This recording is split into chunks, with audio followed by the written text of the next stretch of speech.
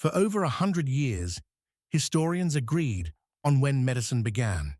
The story was clean, simple, and it made perfect sense. Humans settled down, started farming, lived close together. New diseases appeared, new injuries, new problems that needed solving. So around 10,000 years ago, medicine was born. That was the accepted timeline. It was in every textbook. Then, in 2020, a team walked into a cave in Borneo, and what they found inside pushed that timeline back by 24,000 years. Not 2,000, not 5,000, 24,000 years. An entire ice age earlier than anyone thought possible. And the strangest part? It wasn't a skull.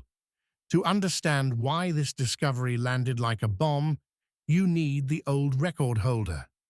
In 2005, in a village 70 kilometers south of Paris, archaeologists were excavating ahead of a sand quarry. The site is called Boulancourt. They found the grave of an elderly man, buried on his side, knees drawn up, dated to roughly 4,900 BC, about 7,000 years ago. His left forearm was completely missing, and there was no trace of it anywhere in the grave. The bone at the cut had healed and remodeled, which meant he survived the operation and lived on for years. Researchers reconstructed how it was done. The surgeon cut from the front toward the back, working through what was still attached. The arm was raised, the elbow extended, and the final millimeters broke away cleanly. This wasn't an accident. It wasn't an animal. It wasn't a punishment. It was a deliberate medical decision. And for years, that was the oldest surgery known to humanity. But there's a detail from that French grave almost nobody mentions. He wasn't buried like an ordinary person. He was buried with a polished schist axe and a large flint pick, tools that are otherwise completely unknown in that region, which suggests he held a special place in the social order. He was elderly. He had painful arthritis. He was missing an arm. By every survival of the fittest assumption we have about the past, he should have been abandoned. Instead, his community fed him, protected him, and honored him in death. 7,000 years ago, disability did not mean exclusion. Now, back to Borneo, East Kalimantan, a remote limestone karst region covered in dense rainforest. This area was already famous for something else entirely. It holds some of the oldest figurative rock art ever found on Earth. Art dating back at least 40,000 years, which is exactly why the team went looking there in the first place. Their logic was simple. People who make sophisticated art usually have sophisticated everything else. They entered a cave called Liang Tebo, and on the cave floor they found a burial, a young adult, carefully placed, deliberately laid to rest, and the lower left leg was missing. The team's first question was the obvious one. Was this just damage? Bones in caves get scattered. Animals scavenge. Rocks fall. Roots grow through everything.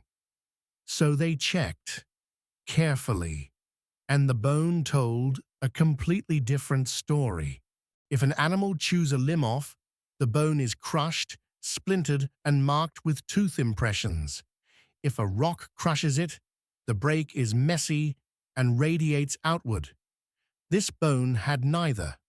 The cut was clean, controlled, deliberate, and crucially, the remaining bone had grown a specific kind of overgrowth around the end. Doctors see that exact same overgrowth in modern amputation patients today. The bone had also atrophied, thinned out, the way a limb does when it stops bearing weight, which means the patient was walking around using a stump for a long time. How long? 6 to 9 years of bone remodeling. The surgery wasn't fatal, it didn't get infected, and they estimate it happened in late childhood. The patient then lived to around 19 or 20 years old. Then, the radiocarbon dating came back. 31,000 years. To understand why researchers were stunned, list what an amputation actually requires. First, you have to know exactly where to cut. Cut in the wrong place, and you sever a major blood vessel. So the surgeon needed detailed anatomical knowledge of veins, arteries, and muscle. Second, you have to stop the bleeding fast. Most amputation patients throughout history died from blood loss or shock long before infection was the issue. Third, you have to keep the wound clean for weeks afterward, in a humid tropical rainforest where infection is aggressive and constant. One researcher on the team put it plainly. She said she once cut her finger during an excavation and had to rush to a hospital for antibiotics. That's with modern medicine. In the same environment. And fourth, somebody had to manage the pain. For an operation with no anesthetic on a child in the Ice Age, which raises the question the study couldn't fully answer. What did they use? The researchers noted that surviving this would have been virtually impossible without something to clean the wound and relieve pain.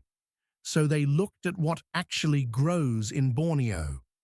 And the rainforest turned out to be one of the richest natural pharmacies on the planet. One candidate stands out, a tree called Pangium edule.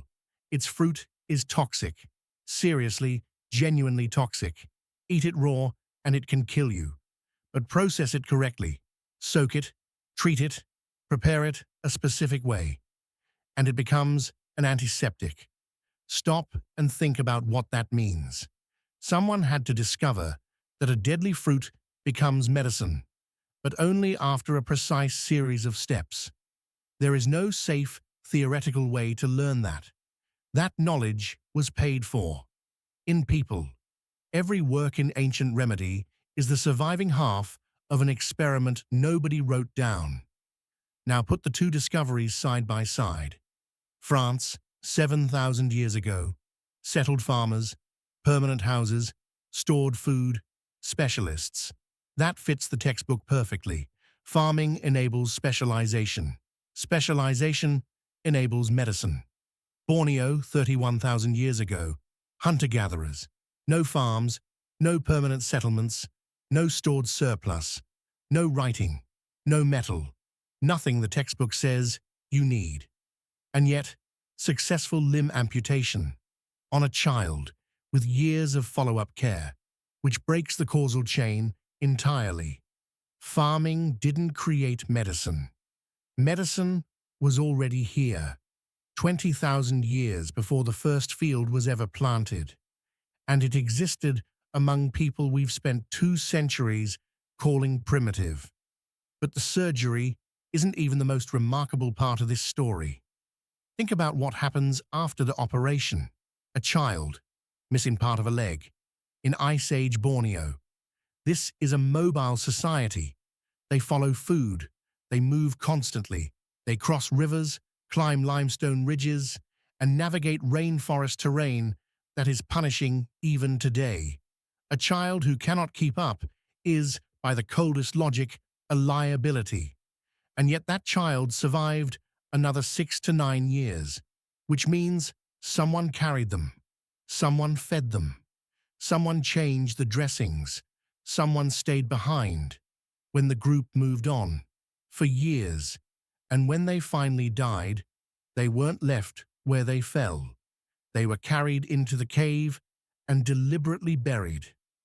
31,000 years ago, in a world we imagine as brutal, a group of hunter-gatherers made a choice.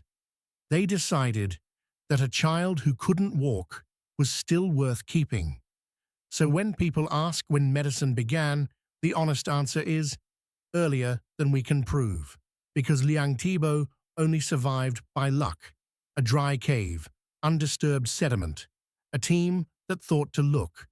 For every burial we find, there are thousands we never will, which means the real answer isn't a date on a timeline. It's this: for as long as there have been humans, some of us have refused to let the others die.